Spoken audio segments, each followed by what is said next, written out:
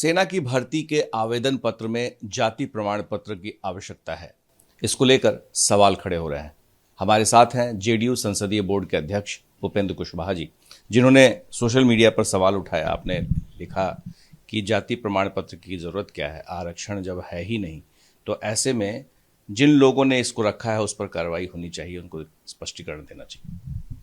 हाँ, मुझको भी देखकर बड़ा आश्चर्य हुआ कि किसी भी व्यक्ति की जात जानने की जरूरत तो तब पड़ रही है ना, क्योंकि अपने समाज में, हिंदुस्तान में जात के आधार पर पिछड़ापन है और उसको देखकर उसके पिछड़ापन को दूर करने के लिए सरकार विशेष अवसर देती रही है, या और कई जगह अभी भी मिल ही रहा है, लोगों को सुविधा मिल रही है।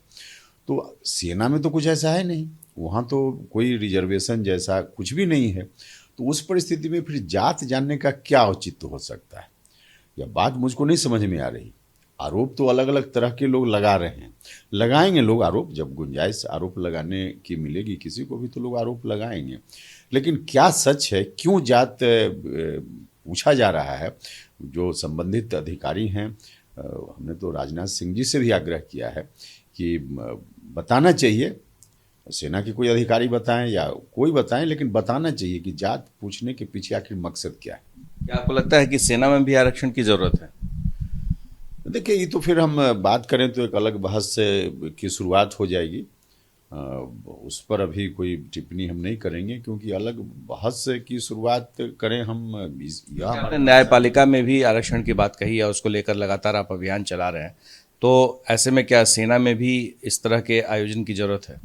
देखिए, यह तो है कि देश में कोई भी संस्था है वहाँ सोशल रिफ्लेक्शन होना चाहिए, यह बात तो बिल्कुल, क्योंकि डाइवर्सिटी हमारे समाज में है और डाइवर्सिटी एक तरह से हमारे समाज की विशेषता भी है। तो इसका तो सब जगह प्रकटीकरण होना चाहिए, सब लोगों को यह एहसास हो कि हम भी हैं। तो इस एहसास को दिलाने के लिए, या फिर उनका जो अधिकार है इतने दिनों से नहीं मिल पाया, तो उसके लिए तो सब जगह इसकी आवश्यकता है।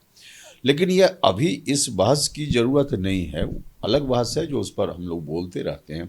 फिलहाल सेना में जब ऐसी सुविधा है ही नहीं आज की तारीख में, तो भर्ती में जात पूछने का क्या मतलब है, इसके पीछे क्या मंशा है? सिर्फ जात की ही बात नहीं हो रही है, धर्म की भी बात हो रही है कि वहाँ के तहसीलदार या फिर एसडीएम ये सभी बताएं कि धर्म किस धर्म से है, धर्म के लिए भी उसमें।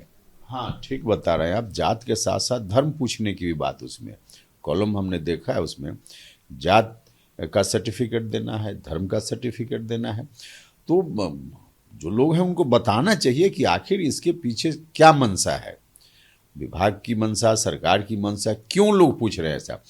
क्योंकि लोग भर्ती होंगे, जाएंगे तो देश के लिए लड़ेंगे, तो देश के लिए लड़ने के लिए किसी खास जात का कोई व्यक्ति हो, इसकी आवश्यकता भी नहीं है। और फिर वहाँ एक इस तरह से जात पूछकर, धर्म पूछकर आखिर उसको क्या दिखाना चाहते हैं, उसके पीछे उससे क्या लाभ हो पाएगा, कोई तो हमको बताए। आपको लगता है कि इससे नुकसान है देश को? एक तरह से इसका अगर दुरुपयोग किया गया, क्योंकि सदुपयोग तो कुछ नहीं है, जब कोई सुविधा है नहीं, कोई आरक्षण की बात है नहीं, तो इसका सदुपयोग तो कुछ नहीं है। दुरुपयोग की गुंजाइश तो तब भी बच जाती है। जात जानकर दुरुपयोग हो ही जाएगा ऐसा हम कोई आरोप नहीं लगा रहे हैं, लेकिन आशंका तो हो सकती है, भविष्य में कोई गुंजाइश तो बनती है इसके दुरुपयोग की।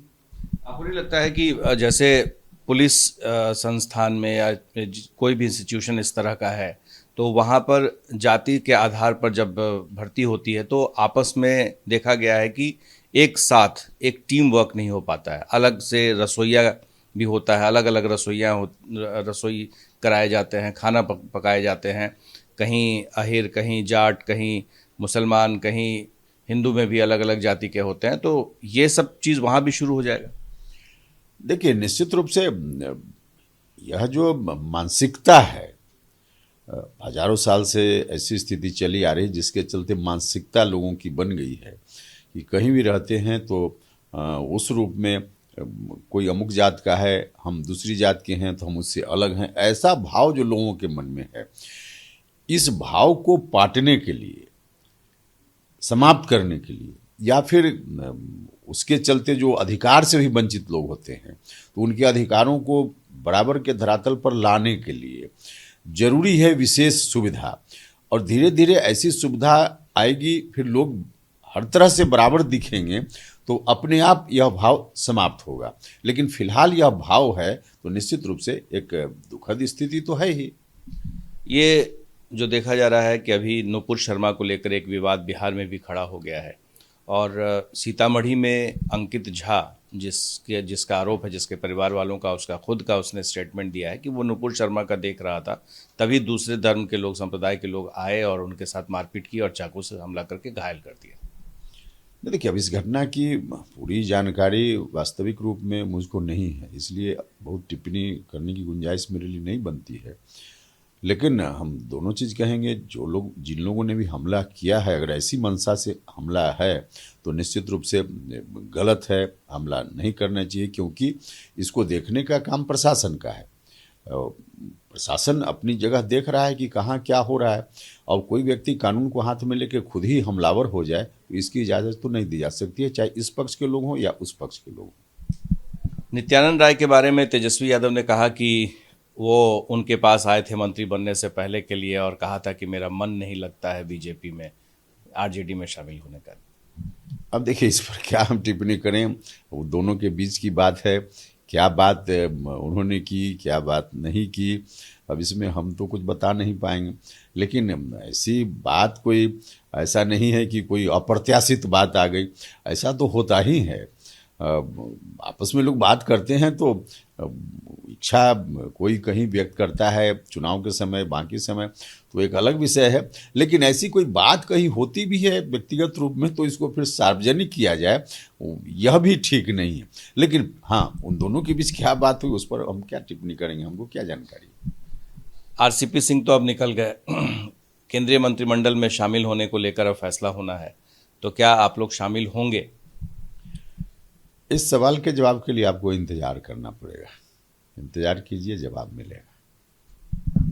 बहुत सारे सवाल हैं, लेकिन खास और अहम बात यही है कि सेना में भर्ती को लेकर जिस तरह से जाति प्रमाण पत्र और धर्म के बारे में कहा गया है, इसको लेकर के कई सारी बातें सामने आ रही है। इसका जवाब आना बाकी है। हमारे सहयोगी शैलेश के साथ प्रकाश कुमार, एबीपी न्यूज़, पटना।